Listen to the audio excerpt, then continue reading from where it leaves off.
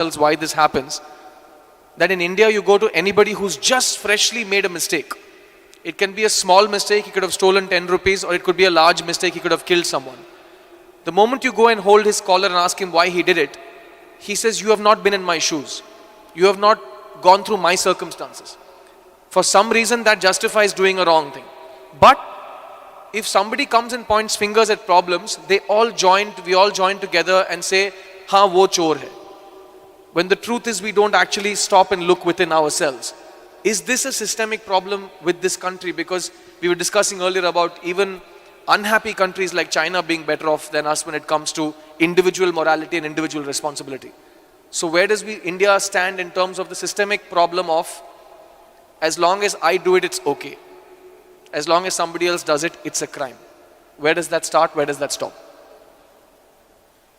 See, about people making a profession of pointing out problems. This is becoming a serious problem, okay. You try to do anything in this country, they want to stop it. You want to build a dam, there's a protest. You want a nuclear project, there's a protest. Thermal project, protest. Windmill, protest. But everybody wants everything. In their homes, they want all the gadgets, they want 24 hours power, they want everything going. This is because we are only looking at the problems and we have not taken up the challenge of creating solutions in our minds. I think this is a kind of a pre-independence hangover. Because Mahatma Gandhi brilliantly designed a revolt against the British, not by killing them, not by shooting at them, not by bombing installations, but simply by stopping activity. Bandh, Hartal, Satyagraha came from there. It was a brilliant device for those days because we were conquered. But even today, if you want to become a leader, I'm just telling you, this is a secret, okay?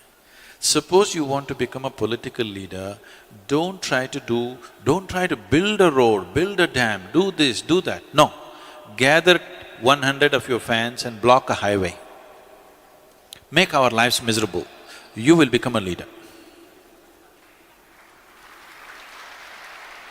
Yes, unfortunately, yes. You stop the train, you stop the road, you cut the water, cut the electricity, you will become a leader. If you make something happen, you will get ignored, of course. Making the nation go and making the nation stop are two different kinds of technologies.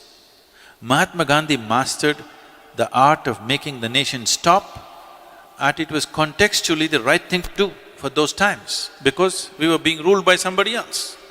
But we are still doing the same thing. State governments are demanding that they must have a right to call for a bandh. Bandh means closure. I cannot understand how an administration can call for a bandh but they're actually saying it's their right to call for a bandh. Close down something and you'll rise in your prominence. This must change. We should never identify people who stop something in this country as leaders. This must be done by all the citizens.